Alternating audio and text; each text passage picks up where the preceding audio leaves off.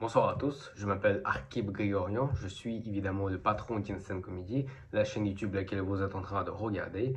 Et oui, je vous dis bonsoir alors que vous voyez bien qu'il fait jour et il y a le soleil qui est très brillant, si si vous comprenez bien de quoi je veux dire. Et dans cette nouvelle vidéo qui sort le dimanche à 18h, excusez-moi, j'aimerais qu'on parle du cinéma, bien évidemment, mais plus précisément la différence entre le cinéma américain et le cinéma français. Parce que évidemment, ce sont peut-être les deux cinémas les plus populaires à notre époque, mais évidemment, la plupart des jeunesses dans chaque pays très probablement aiment plutôt le cinéma américain que le cinéma de leur pays d'origine. Euh, mais moi, je considère que nous devrions aussi être fiers de notre cinéma français parce qu'il est quand même peut-être pas le meilleur du monde, mais peut-être le meilleur en Europe et le plus préféré comme cinéma étranger pour les Américains.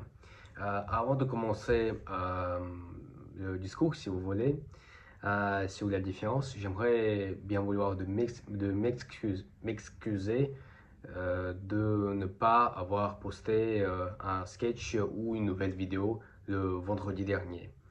Je sais que si vous me regardez bien, si vous regardez beaucoup de mes vidéos, vous vous souvenez très bien que j'avais dit à la fin de l'année 2025 que à partir du 1er janvier, je vais poster au moins 2 vidéos par semaine. Les vendredis, les sketchs et les dimanches, les vidéos longues dans lesquelles où je vous parle de quelque chose où j'exprime ma réaction sur des actualités à propos de la liberté d'expression, de la comédie ou du cinéma.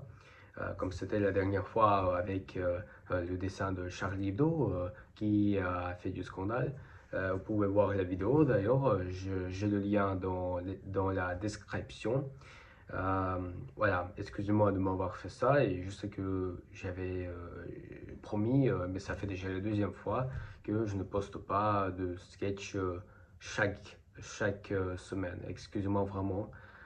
J'espère de rétablir la discipline en insane comédie et de respecter plus les promesses que j'ai tenues pour moi-même, pour vous aussi.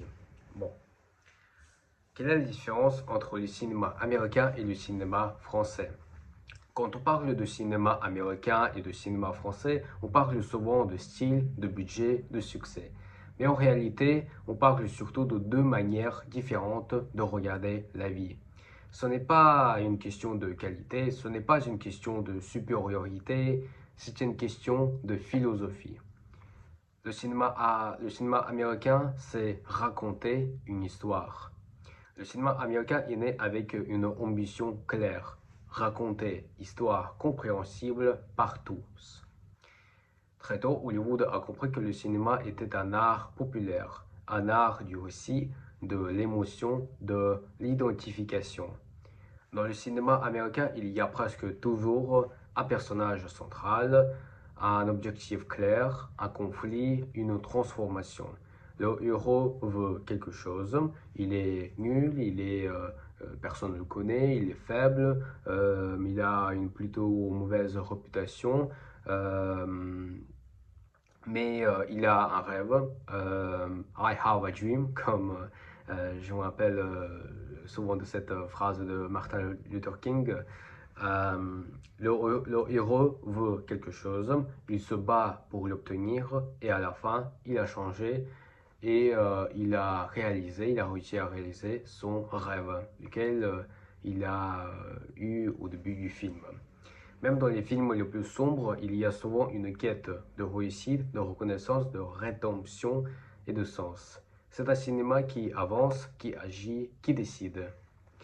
Le cinéma français, c'est observer une existence.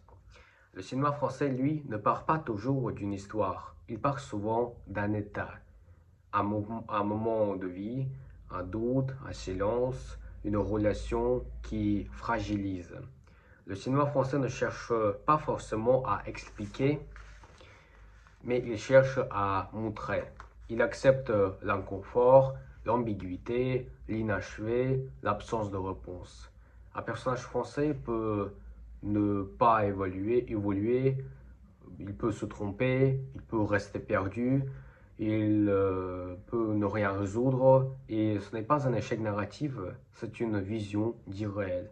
C'est-à-dire que dans le cinéma français, on montre plutôt la réalité, parce que le cinéma américain, c'est plutôt, si vous voulez, presque Hollywood, et presque tous les films, les séries américaines, ce sont en quelque sorte les publicités des États-Unis et du rêve américain. Comme vous le savez, parfois, même si vous avez un rêve, la vie peut se tourner comme ça que votre rêve quand même ne pourra jamais se réaliser. Malheureusement ou heureusement, on ne sait pas. Et le cinéma français, il raconte la réalité. C'est-à-dire que le personnage, il peut ne pas changer. C'est-à-dire que au début du film, on le voit dépressif. Et ça peut arriver qu'à la fin du film, il reste le même, dépressif. Parfois, il peut ne même pas avoir genre une histoire, comment dire, une ligne plus précise avec des conflits, avec des problèmes, avec de la motivation, etc. Le cinéma français et le cinéma européen, en fait, en général, c'est juste le cinéma qui montre la vie telle qu'elle est. Et il n'y a pas forcément d'histoire, d'idée principale ou quelque chose de comme ça. Le rapport au héros. Dans le cinéma américain, le héros est souvent exceptionnel. C'est-à-dire que même s'il est fragile, il est central, actif et décisif. Dans le cinéma français, le personnage est souvent, comme je l'avais dit, ordinaire. Il doute, il subit, il observe plus qu'il n'agit. Le cinéma français ne glorifie pas l'individu, il le questionne. Le rapport à l'émotion. Le cinéma américain construit l'émotion. La musique accompagne, guide, amplifie. Le montage accélère ou ralentit pour provoquer une relation précise.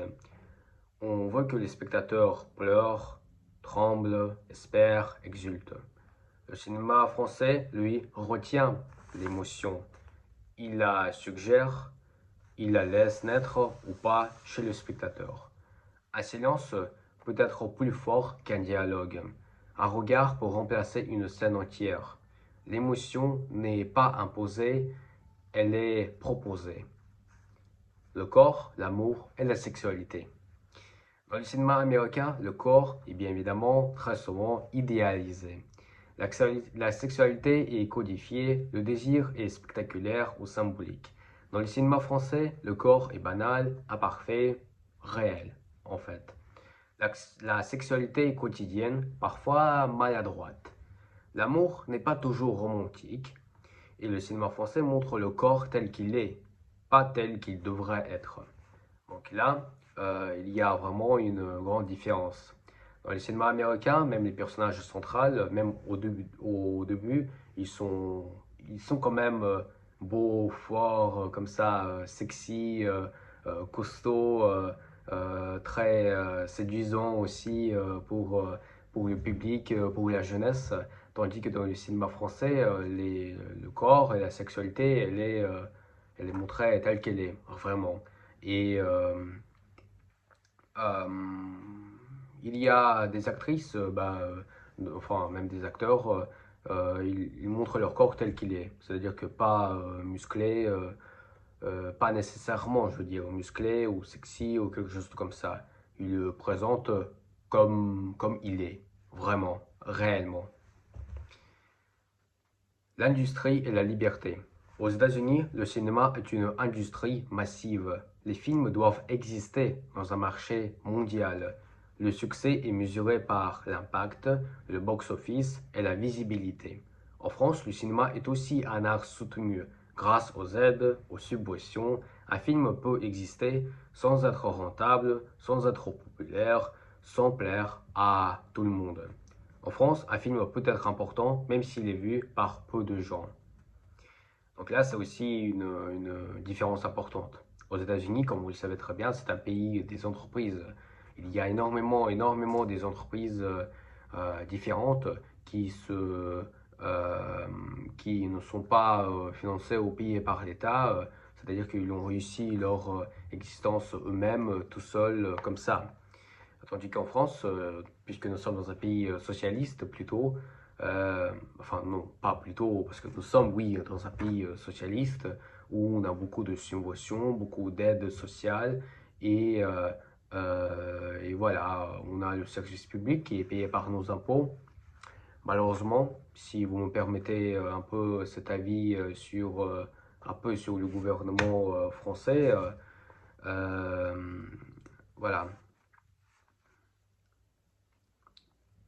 Deux cinémas, une complémentarité. Il serait faux d'opposer ces deux cinémas comme des ennemis. Le cinéma américain, c'est raconter. Le cinéma français, c'est ressentir. L'un excelle dans le mouvement, l'autre dans l'introspection. Certains réalisateurs naviguent entre les deux mondes. Et oui, ça existe. Ils racontent avec efficacité, mais pensent avec nuance. En conclusion, les deux regardent une même humanité. Finalement, le cinéma américain et le cinéma français parlent de la même chose, c'est la vie. Mais c'est juste qu'ils regardent différemment. L'un veut nous faire vivre une histoire dans un rêve, l'autre veut nous faire ressentir une existence. Et peut-être que la richesse du cinéma vient précisément de cette diversité. Parce qu'il n'y a pas une seule façon d'être humain. Et il ne devrait pas y avoir une seule façon de filmer. Voilà, c'était une explication de la différence entre le cinéma américain et français. Et donc, si vous avez bien compris, le cinéma américain, il parle, c'est en fait on va dire une publicité du rêve américain. C'est-à-dire que vous êtes nul, vous êtes pauvre, personne ne vous aime, mais ce n'est pas grave parce que vous pouvez y arriver, vous pouvez changer votre vie complètement si vous allez travailler très fort, très dur, si vous allez croire en vous-même et comme ça, vous allez réaliser votre rêve. Tandis qu'en France, bah, on ne fait pas tout le temps le cinéma avec un sujet. C'est-à-dire que en France et en Europe en général, en fait, il peut y avoir des films qui parlent juste d'un personnage où on ne montre pas un conflit, mais juste un personnage qui vit sa vie. Et c'est possible qu'il ne peut pas avoir de conflit, de problème ou de quelque chose de comme ça. C'est juste un jour d'une personne filmée par une caméra cachée, si vous voulez. Et ça aussi, c'est du cinéma. Euh, c'est juste que une autre manière de regarder la vie. Voilà cette différence entre le cinéma américain et français. Et aussi une petite parenthèse, j'ai envie de dire personnellement, c'est que à rapport ma remarque, peut-être que pas tout le monde va la plaire, c'est que j'ai dit malheureusement qu'il y a le service public qui est payé par nos impôts. En fait, évidemment, je veux dire, vous avez le droit d'être pour le service public. Moi, je m'en fous. C'est juste que moi, personnellement, je n'aime pas trop le fait qu'il y a des films, des séries qui sont payés par nos impôts, par le service public. Euh, donc par les impôts, par vos impôts, par les impôts de mes parents, par les impôts de mes amis, les parents de mes amis, etc. Je n'aime pas trop ce genre de truc. Et en fait, moi, évidemment, sur une scène comédie, il y aura des vidéos, enfin non, des films et des séries, des longs films, des films de 1h30, 2h, 2h30, 3h, même plus, je sais pas, avec une grande liberté artistique.